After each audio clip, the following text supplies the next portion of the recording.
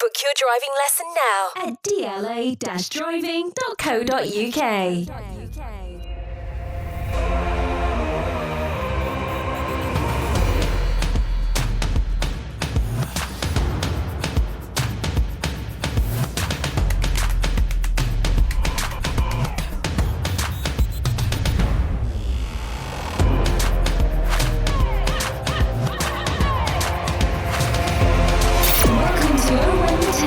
Sponsored by DLA Driving School.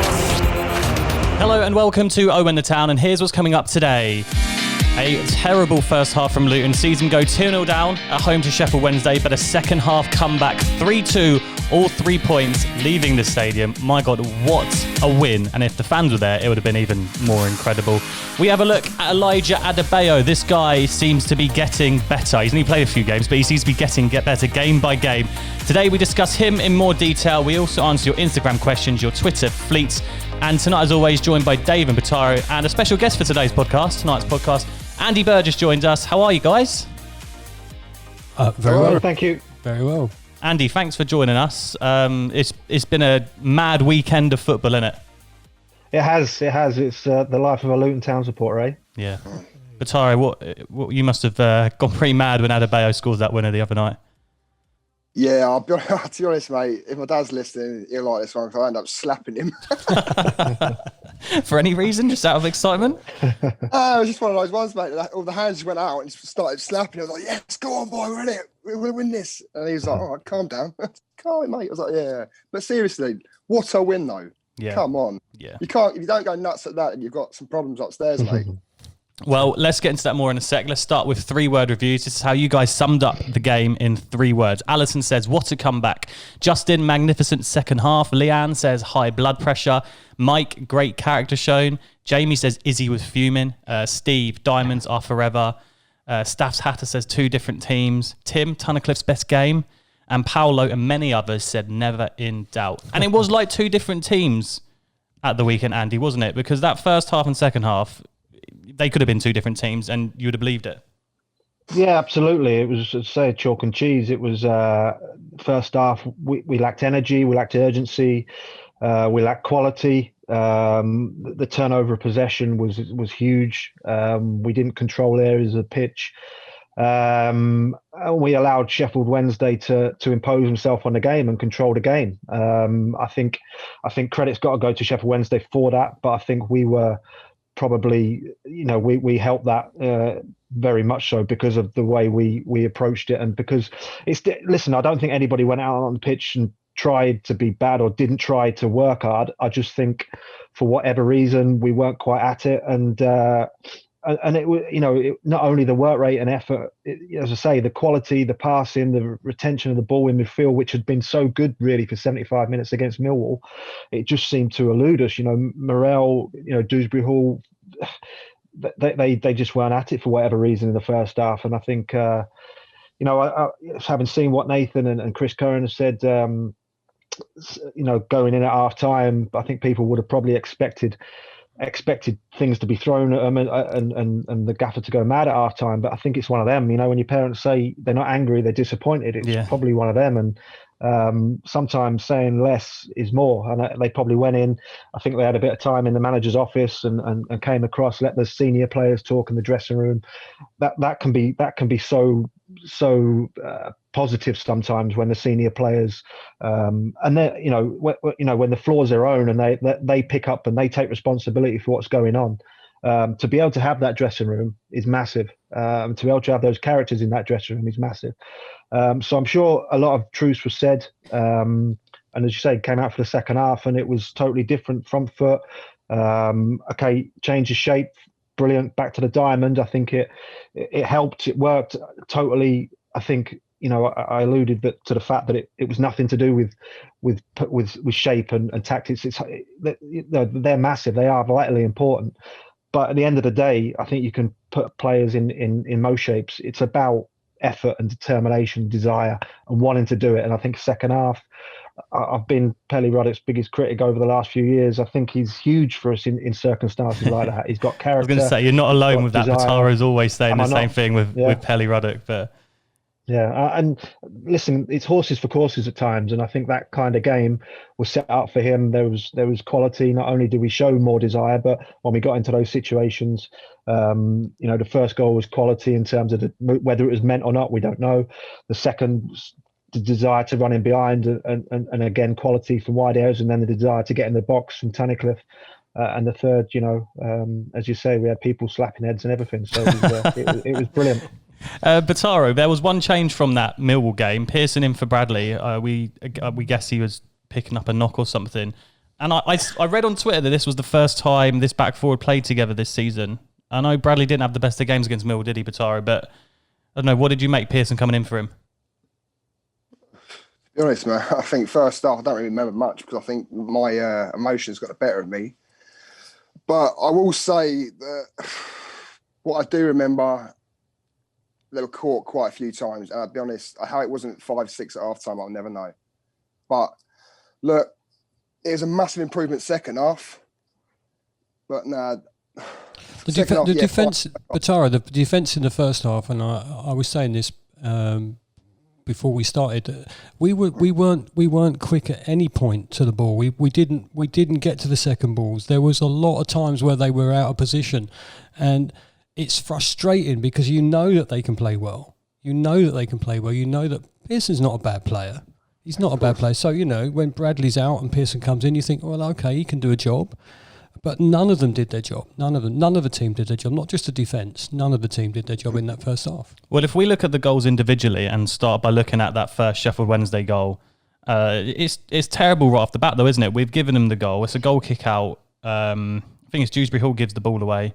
And then it's just a pullback from Patterson and a tap in from Windass to make it 1-0. And that's after 6 minutes. Was that a goal kick?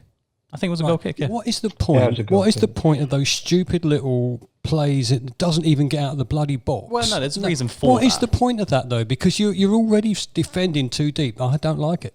I'm just saying. Andy, there is a reason for them short free goal kicks, isn't there? Absolutely. And I think at the point in the game it was 5 minutes, just after 5 minutes, and we hadn't got a foothold in the game at all. We hadn't got up the pitch. We hadn't gone into their half. And it was I think Adrian Forbes is great on co-coms, but what he said was when we got the goal kick, he said, now we need to have a bit of possession. And I was still to myself at the time, and this is not saying because we conceded the ball. I thought, no, we need to get in our half. We need to get up the pitch. We don't need to invite that pressure in our half because when you play out from the back and when Sonny Bradley or whoever it is, Matty Pearson receives the ball 2 yards away from Sluga, you're inviting pressure. That is a fact. You're inviting the press into the box, and there's a danger to it. There's a risk to it, but it's about risk and reward. It's you do it to invite them on to try and exploit space behind them. That's the reason to do it, and to maintain possession. First half, you got to say we were a possession-based team with Morel in midfield, and we wanted to continue that theme on from the Millwall game. So we wanted to try and keep the ball. So I got that, but I just felt in that instance we've got a 6'4" target man when he needs to be a target man up top. So we're not playing with a little man up top.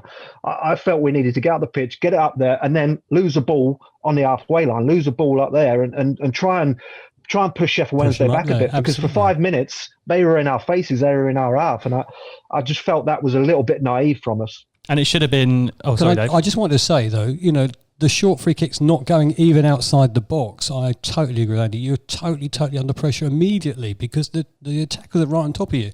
If before the rules changed, it had to leave the box, at least that gave you a little bit more space. It's a massive change. Yeah. Don't get me. It's a huge change in football, and you're seeing everyone do it now. And I don't like it at all because, like I've said, risk and reward. Okay, if you're Man City, if you're Liverpool, you probably the success rate is probably quite high, but the chances of and again, this for me, Matty Pearson in a back. I love Matty Pearson. He's not critical, but he's not particularly very good with the ball at his feet. That's not one of his strengths. Agreed. So straight away, you've got a player in there who's not comfortable in possession, and you're asking him to deal with it in tight areas. It's difficult and it's not comfortable. It's not natural for him. So I just it's.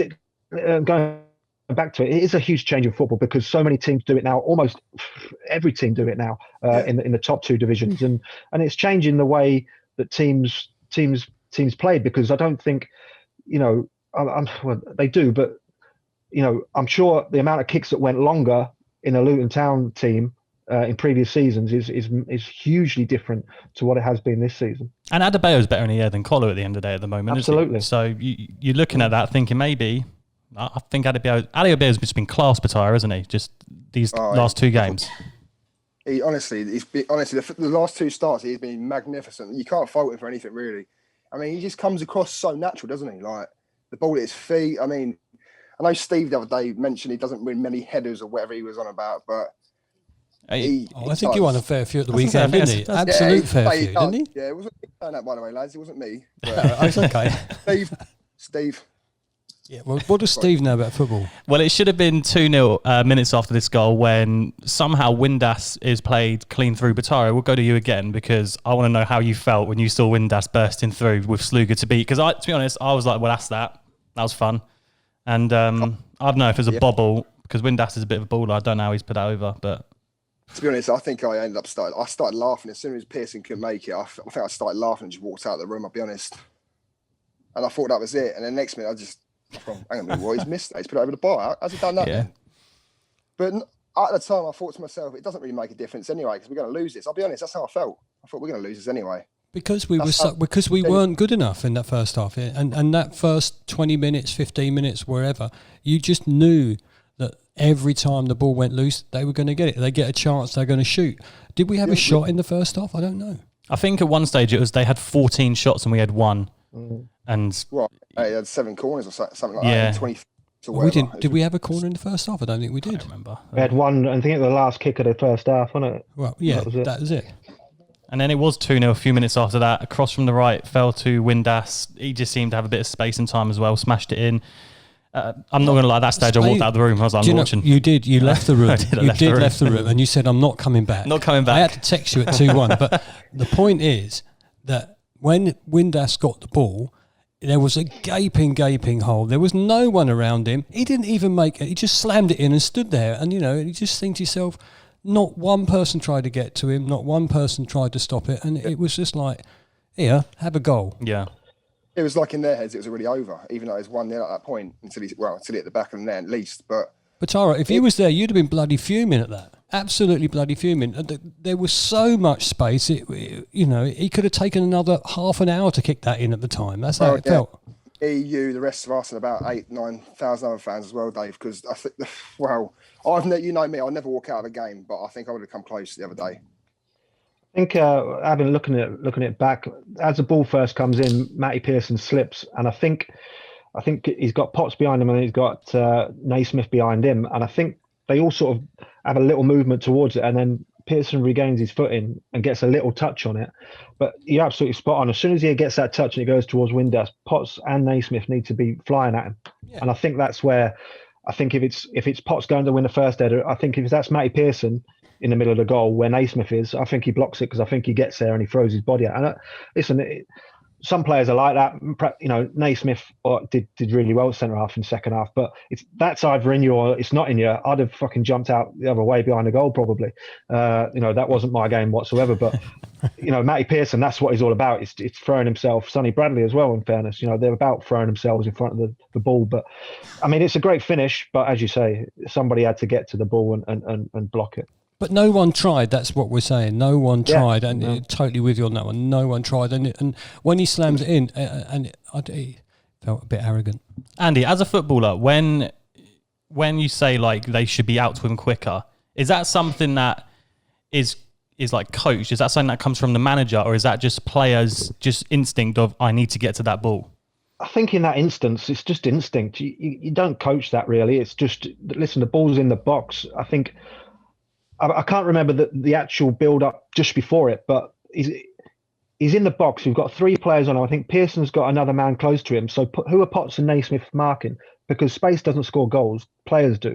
So was there any real reason for Naismith to be so deep and not be out marking him anyway? I think that's probably what Nathan and the man and Chris Curran and Nick will probably look at a bit more is the setup of why he had that much space in the first place and why either Naismith or Potts, probably Naismith because he was closer, wasn't actually closer to him in the first instance rather than marking the space.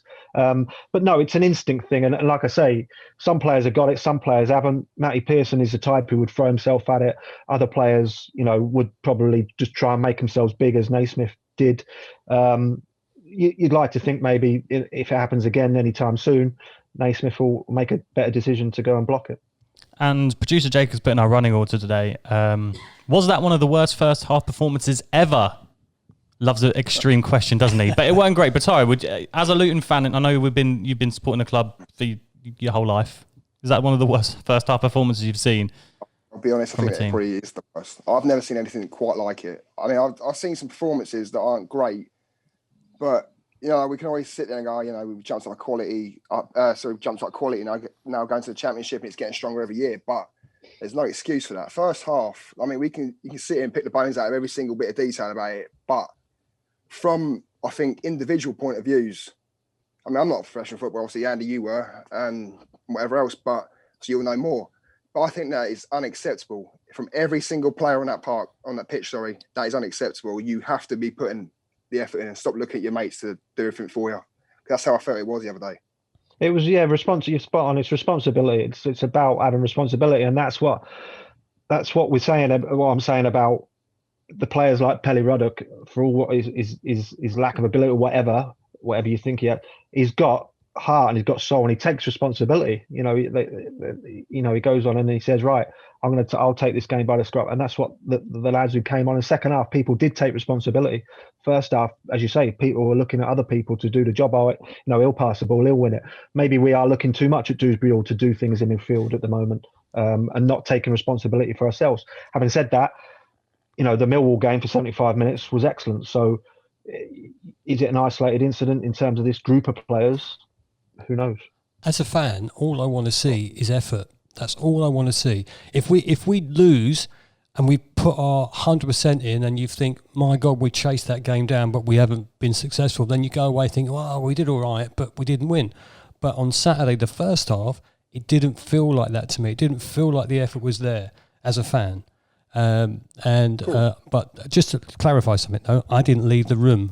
I didn't leave the room at 2-0. No, I left the room, and I'll hold my hands up. I didn't want to watch. I was just annoyed at that first half. You texted me, Dave, at 2-1, and it was a good goal from Naismith. And Dewsbury Hall, he has been a bit off the pace in the last few games, I'd say. But look, he's played a lot of minutes and a lot of pressures on him because at the moment he is the one that's dragging us through the games. But a great corner from him. Naismith guided into the bottom corner. And at that stage, Dave, you're thinking, all right, there might be a bit of hope. At 2-1, yeah, look, firstly, what I would say about Dewsbury Hall is, because he's been playing so well, I suspect that other teams have now cottoned onto him. So they shut him down a bit more. But yeah, 2-1, I'm thinking, hang on, 2-1, 2-0, you're thinking, if you think Sheffield Wednesday score at 2-0, we're done for. But at 2-1, and so quickly in the second half, the first goal comes so quickly, the momentum's with us, and I'm thinking, do you know what, we're going to get back into this. And then the 2-2 goal comes, and Adebayo again down this left-hand side. It seems like, they always say a striker knows where to put the ball in the box because that's where they would want it. Do you reckon, Andy, that's the case there with Adebayo? Because he's put that on a plate for Tony, he can't miss. Yeah, absolutely. And I think a real important part of the goal was the fact that, and this is no disrespect or criticising, I think James Collins comes towards the ball when, I think it's Dewsbury Hall's on the ball, he comes to get it to his feet and link. Now, Adebayo said, right, I'm running in behind, I'm going to stretch him. And if he doesn't make it's all about that running behind and stretching him, because if he doesn't make that run, the goal doesn't happen. It doesn't allow players to get in the box. For me, that was huge. The fact that he even ran in behind, and I think that spells something, that sees something we haven't got, because obviously Colo doesn't do it, Danny Hilton doesn't do it. Okay, Harry perhaps does it, but perhaps on a little bit more of a off the cuff scenario when he's through the middle. But that's a real good centre forward play for someone who's got the pace to stretch him in behind.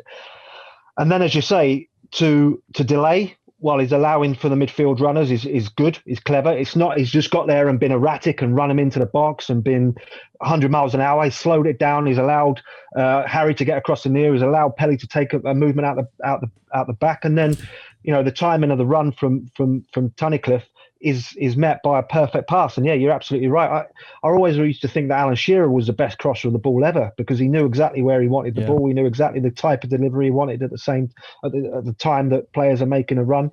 And he's done brilliant onto his left foot and left it into an area. And the timing of the run, the desire of the run, and listen, the finish looks easy. I've missed I've missed loads of them. It's not a meat and drink finish. He's still got to get decent connection on a bobbly area. And it's a good finish. And it was a really, really, really well worked goal. For me, can I just say, the bit I liked is when he looked up before the cross. He just looked. It looked like he took that second to go, where am I going to pass this to? That's what I loved. And the burst from Tunnicliffe as well to get forward. But Tara, we've been critical of Tunny on this podcast since he signed for the club. But them last two games, I don't know, maybe that's the Tunnicliffe we thought we were getting from Millwall when we signed him at the start of last season. Well, yeah, I mean, maybe sort of like, if he gets a decent run of games, he's going to get better with it. Well, I'm hoping anyway. But, I mean, with Tunnicliffe, I mean, we all knew he was a decent player, because let's face it, he is a decent player.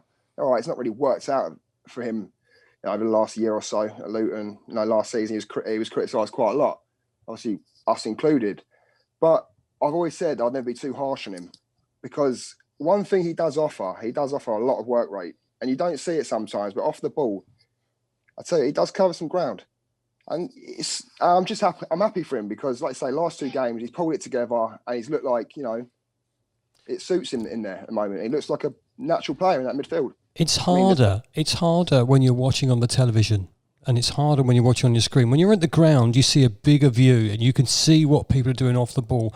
When you're watching on TV, all you're seeing is that little section of television that they're going to allow you to see, or where they switch the camera view. When you're at the ground, when you're watching the game, you see a bigger thing. You see all those runs. You see what people are doing off the ball. You see how hard they're working. I miss that. Yeah.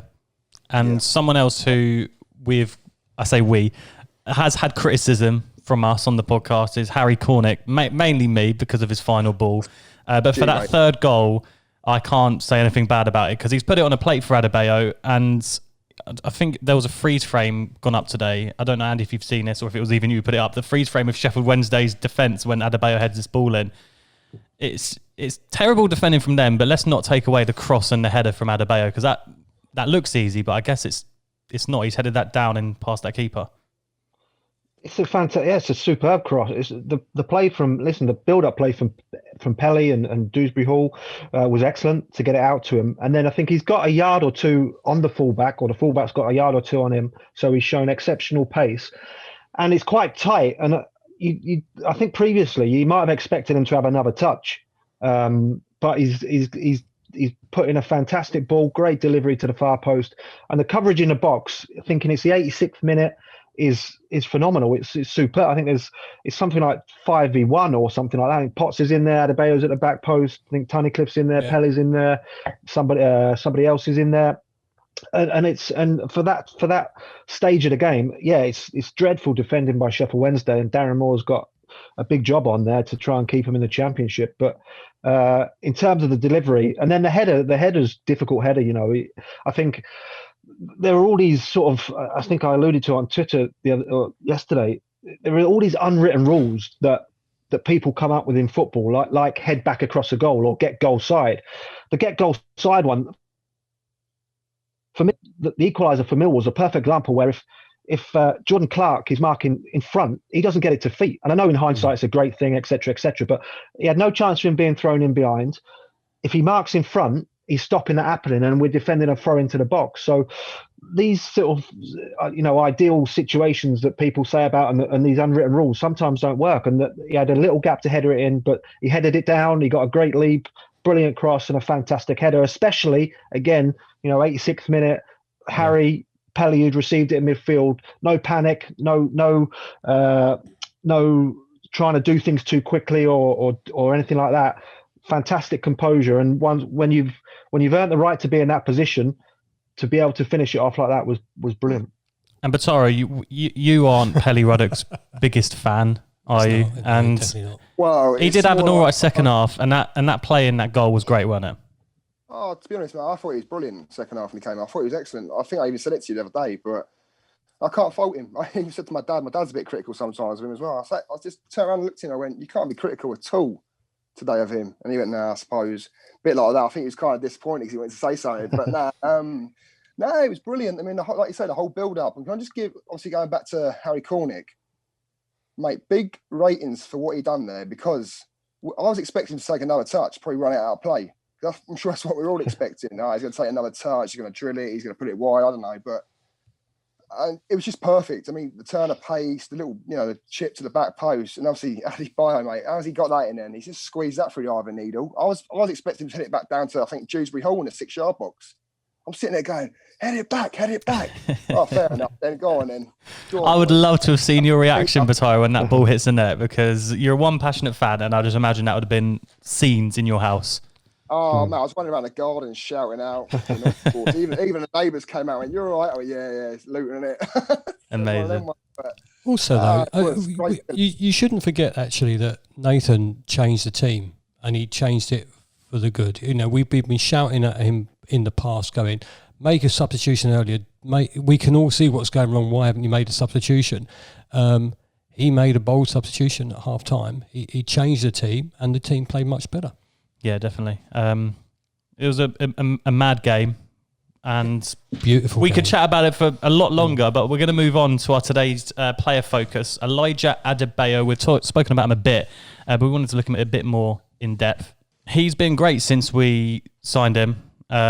We saw him come on as a sub for like the last 15 minutes of that game a few weeks ago. I can't remember who that was against, but the 2 starts he's had against Millwall and against Sheffield Wednesday, he scored 2 goals.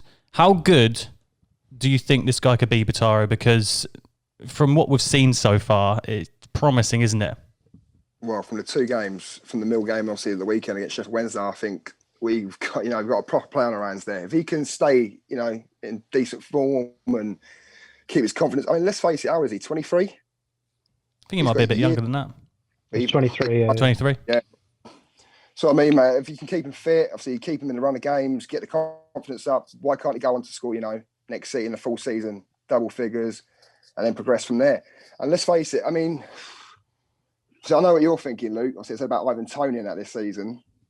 But I know you might disagree with this, but I see similar things in Ivan Toney that I do in Adebayo as well.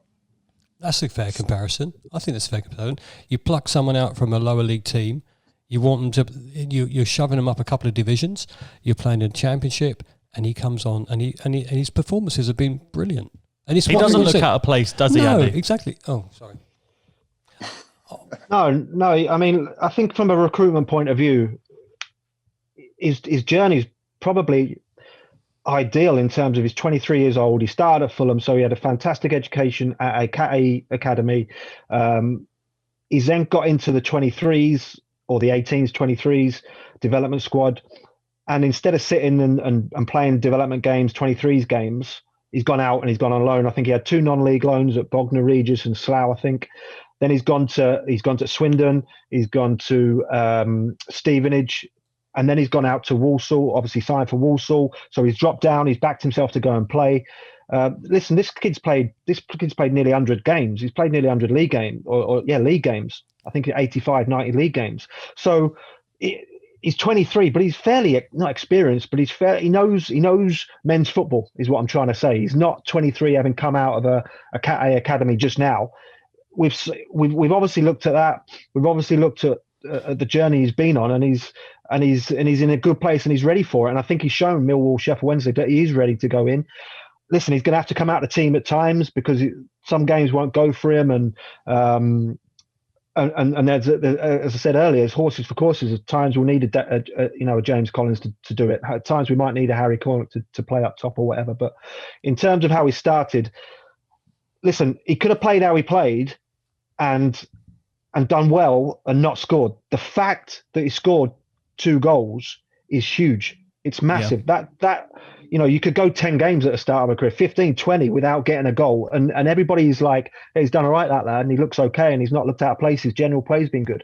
But the fact that he's got on the goals in the goals as well is huge. And I think that now gives him the confidence, gives him the belief that he is a championship type player, and that he feels confident in the squad. And listen, we all know that to be a Nathan Jones player and to be in Nathan Jones' team, he has to trust you. That's a massive thing with Nathan Jones. We've seen it with Morel, who he doesn't trust in one iota.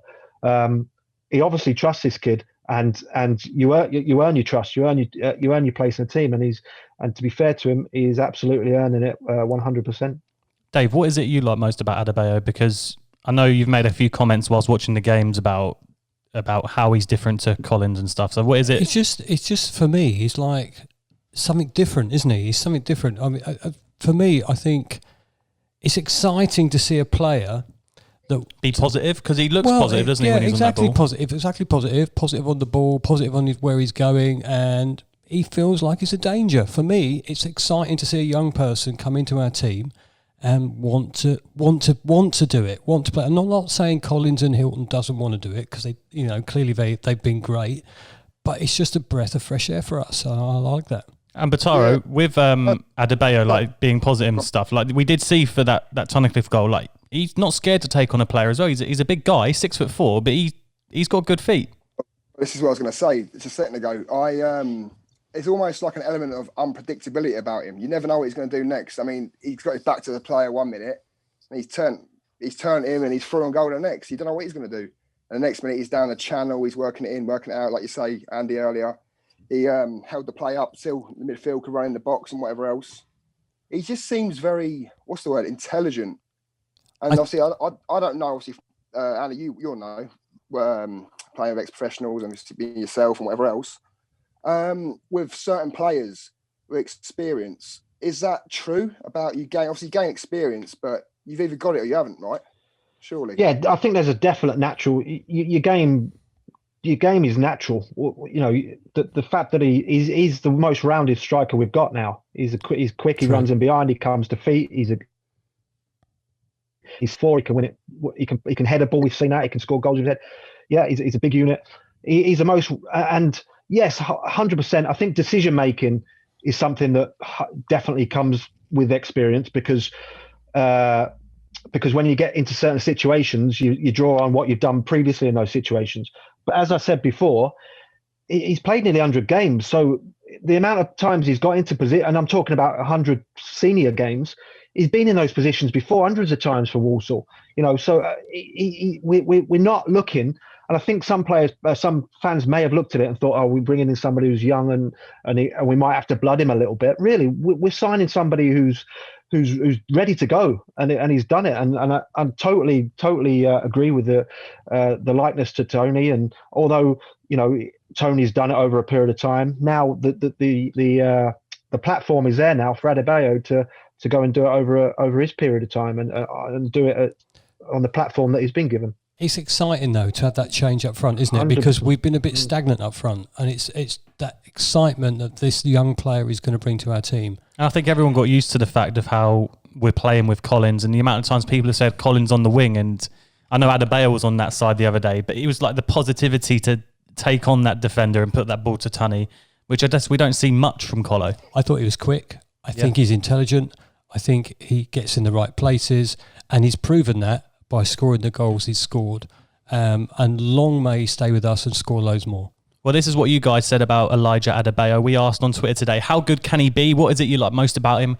Richard said, I've compared him to when we signed Andre Gray back in non-league. He's a little bit raw, but a shining light and adds something different. Great first touch, holds the ball up and hangs around in the box, which is what we've been missing for a long time, which I guess you could say is true, isn't it? Because the amount of times you do see Colo go wide or deep to get the ball, it's nice to see someone just hang around that box area. Listen, I think James Collins has looked to me, his body language and things. Listen, you can't ever deny his work rate and his effort and his enthusiasm, and he's done brilliant. But I just think he's looked so isolated up there in recent weeks. He's looked so on his own, and the team, for whatever reason, has been so all right. He's had maybe an advanced midfielder running with him, but the opportunities that we seem to have created for him have been quite minimal, barring maybe the header at the back post. I can't remember it, the last home game before the last two home games or whatever. He just looks devoid, and he looks like he's struggling a little bit. And I think I think this will be good for him because whoever you are, you don't want to be sat on the bench and seeing a young kid come in or a youngster come in and take your place. That no question whatsoever. It would have hurt Danny Hilton, but it would have hurt James Collins to have seen the second half on Saturday. It would have 100%. So you either go one of two ways. You either sulk and don't train properly, and for some reason, some players think the manager's going to respond to that by saying, "Oh, do you know what? I'll put you back in the team." Or you go the other way, where you work your socks off in training, where you work even harder, and when you then get the opportunity to come on and play, you take it. You have to take it, and you'd hope that James Collins will do that. Danny Hilton, the same, but it perhaps looks like, unfortunately, his time probably is up in terms of Adebayo being that sort of go-to striker when Collins is number one. But time will tell. And obviously, we've got Sam Nombe as well, who's coming. Obviously, yeah. I thought he might. I'll be honest. When Adebayo came in, I thought that he might be slightly behind Nombe in the pecking order. But then I thought to myself, actually, he's not really getting any game time anyway. Danny Hilton's getting over him, and then straight away Adebayo comes in, which obviously means that Nombe obviously is the one for the future, I suppose, and one to work on rather than Adebayo. I think we love Danny, but you're right. I think this is the time where maybe it's done. And Batari, it's good to have competition though, isn't it, for Colo, because he's been the main striker for the last 2 years. He's had no one pushing him, and now he has got Adebayo there. This is big for Colo now as well, isn't it? Well, this is what our fans are screaming about for the last 2 years. When are we going to sign a striker? When are we going to do this, do that? And I think, this season we've signed 2 strikers, obviously Adebayo being ours, obviously Nombe one to sign if we wanted him. Apparently, is that, if I'm correct? I think so. But, sorry? I said I think so, yeah. Yeah, about Nombe. Things went there, mate. But yeah, no, I mean, obviously fans wanted it. And finally, we've got a striker. We've got a couple of strikers in, and now it looks like the movement from the sort of pecking order for, like you say about Mr. Danny Hilton. It's a shame. Obviously, we all love Danny, but I think you're right. I think everyone's got to accept now that this could be it now for him. Back, look good for us up top if we 100%. Can maybe push on in the summer.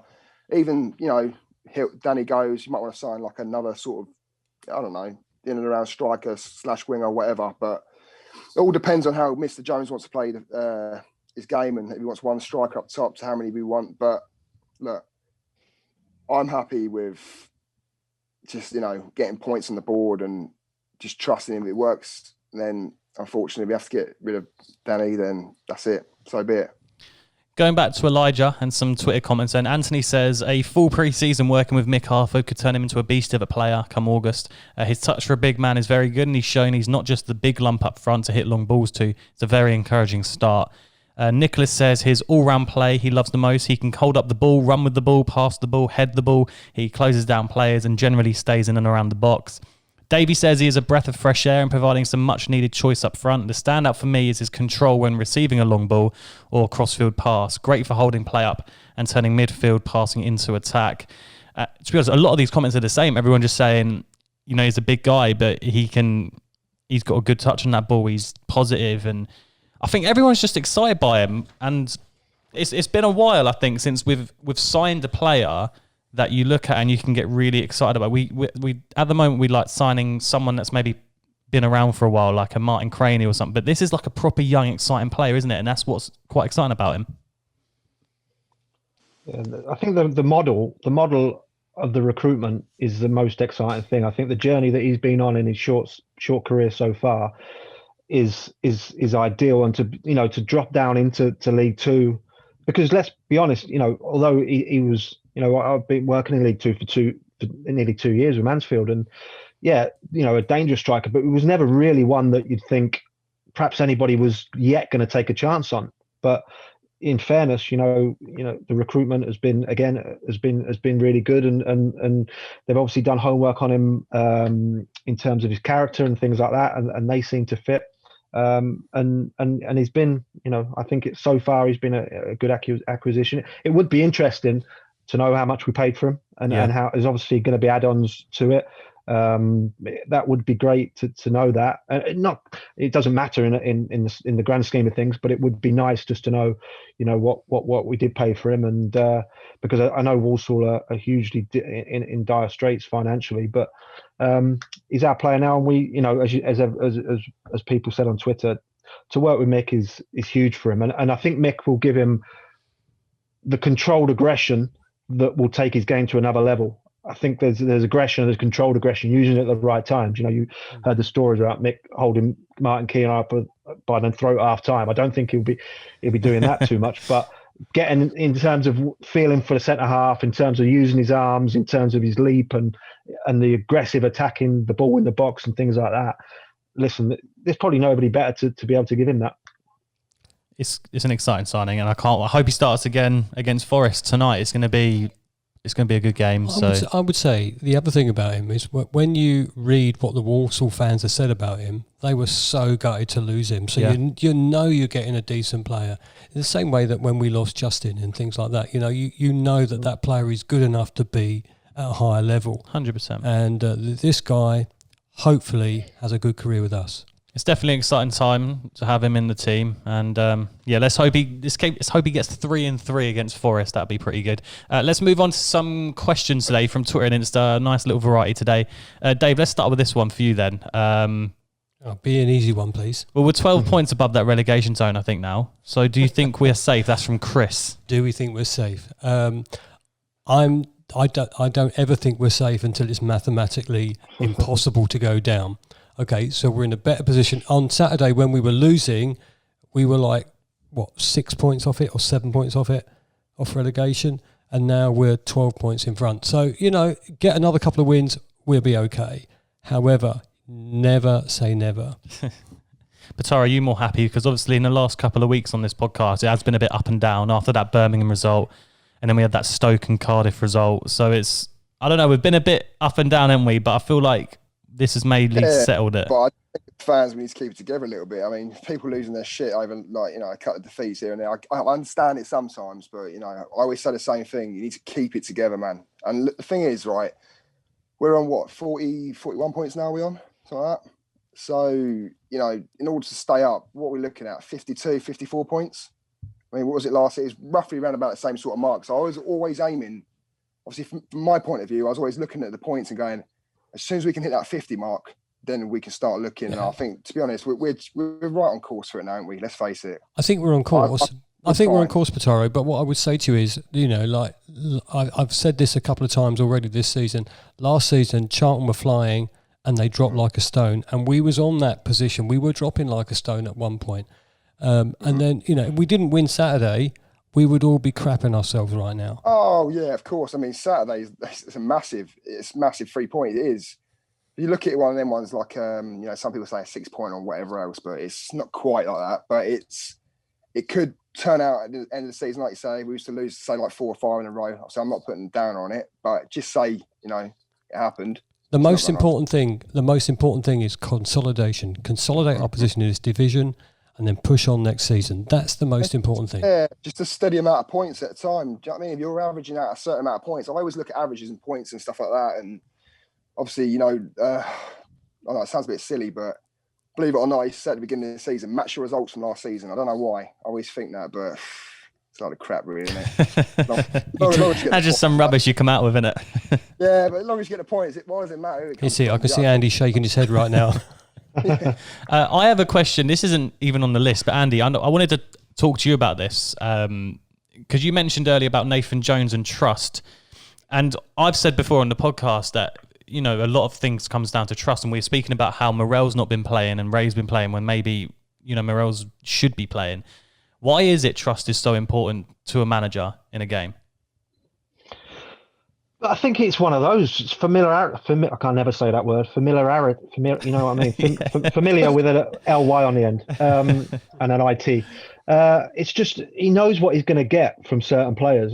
And when sometimes he puts Joe Morell in the middle of midfield and he's unsure what he's going to get. He's unsure what Joe Morell is going to get. And probably if he puts Glenn Ray in there, he knows probably 9 times out of 10. All right. There have been exceptions, Stoke maybe. he knows what he's not going to be as he's not going to his range of passing isn't going to be as good as Joe Morrell. He isn't going to manipulate the ball as well as Joe Morrell, but he's going to give him everything. He's going to smash into tackles. He's going to screen the back 4 or 3 as well as anybody. Or it's just having the familiarity that he's got with the players and trust. Trust is a massive thing. He obviously doesn't trust Morrell because everyone can see what he's got ability wise. Now, he's mentioned, I think in the first game or in a game earlier in the season, he took him off at half time and put Ruddock on because defensively we were getting stretched and overrun. He took him off at half time on Saturday. He doesn't think he's in a place defensively. He doesn't think he's good enough defensively to do what we need to do. And it's then the balance as to Millwall game. Are we dominating the ball well enough to be able to have Joe Morrell in there to do the stuff that he hasn't got defensively? So you'd probably look at it and say Morrell needs to play alongside a Glenn Ray. Yeah, that's what I don't think. Yeah, he could maybe push on and play maybe in a more advanced position. Maybe put Glenn back in, obviously screening like the back 4, like you say. But for me, because I'd like to see that. I'd like to see Morrell maybe push like forward in the front, in the midfield 3 maybe, because you know what he's got. He's pretty box to box. You look at him playing for Lincoln and whatever else. He was box to box. His range of passing is phenomenal. Let's face it. It really is. And, well, for me, I'll be honest, when we first signed at the beginning of the season, I got really excited because I thought this is a real player we've got on our hands. And it's quite, well, it's negative. It's not nice hearing that, you don't trust Joe Morrell and he's not good enough defensively. And you think, maybe put a bit more defensive option maybe behind him then? I don't know. So I think it's a balance. I think it's the balance of getting him in the team and you're almost... You're not building the team around him, but how do you get him and Dewsbury Hall higher up the pitch? So how does that impact on the shape? How does that impact on, I think Morrell has probably played the majority of his games as a deeper midfielder. So can he do it further forward? I'm with you. I think, I personally would like to see him in 2 pivots in the holding midfield role, but that is quite a serious change away from how we play and what we do. And it obviously then takes a player away from a forward area. So you could say it's a little bit negative. But then in games where we know we're not going to have as much possession as other games, then maybe try it then and allow Morrell to be that player that's going to open the door when we need. Because when we do play Glenn Ray, sometimes when we play Glenn Ray, we do then miss out on that expansive passing, that quality passing, breaking lines from midfield. So as a 2, would that not be an option? Listen, I'm sure he's thought about it and he's looked at it. There's obviously a reason why he hasn't gone with it. I get frustrated because, if your manager doesn't trust a player, why did he sign him in the first bloody place? That's the first thing I would say.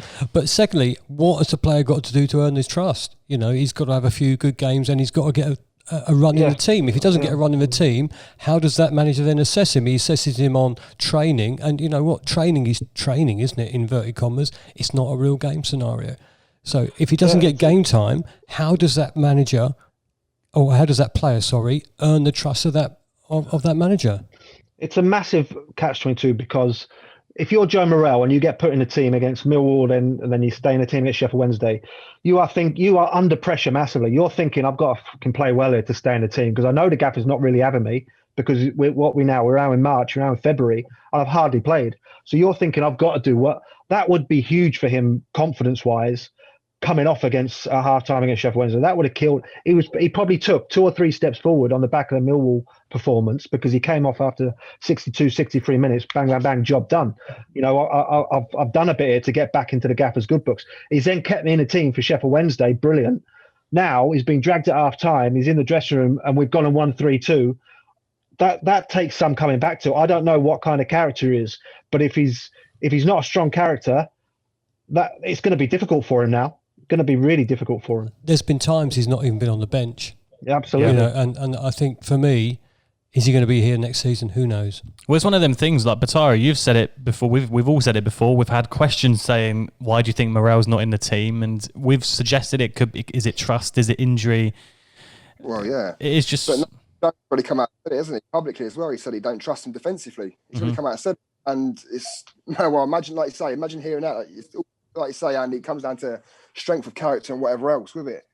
And like I say, I hope he does bounce back, and I hope he is a strong character, because I'll be honest, he's one I look at and I'm really excited to see play more if he can get it together. and getting Nathan Jones' good books. Definitely an exciting player. I think that's pretty much all we've got time for today, actually. It's been a really good podcast. I've really enjoyed it. Andy, thanks so much for joining us. We'll have to get you on again because I feel you're answering the questions that we all ask every week about tactics and, stuff like trust there. We'll definitely get you on again and dissect another game. Well, actually, you should ask whether he'd like to come on again. That's the question you should be asking. If you'd like to come on again, Andy. I'll have a think about it. Yeah, if Batara hasn't put you off. No, been brilliant. Thank you very much for having me. No worries. As always, you can catch us on YouTube as well. Go search Owen the Town. Get us on Twitter and socials, Owen the Town. Big game against Nottingham Forest, and then a game against Norwich of the weekend, which is basically a free hit at the end of the day. Batara, we're missing Hooters away. Oh, don't. Trust you to think about that. I was thinking about chicken. I have a picture. I'm going to share it on Twitter. I'm going to have a picture of you last time we went when you was at Hooters. Yeah, do it. I'm going to share it. Andy, follow us on Twitter. You'll see it. No, honestly, everyone, it's a good pic. when you see the picture, you'll know what we're talking about. We'll get producer Jacob to give it a retweet on our socials, Owen the Town. Thanks so much for listening. Thank you so much for watching. Get us on iTunes, rate us 5 stars, all that good stuff, and we shall see you next week.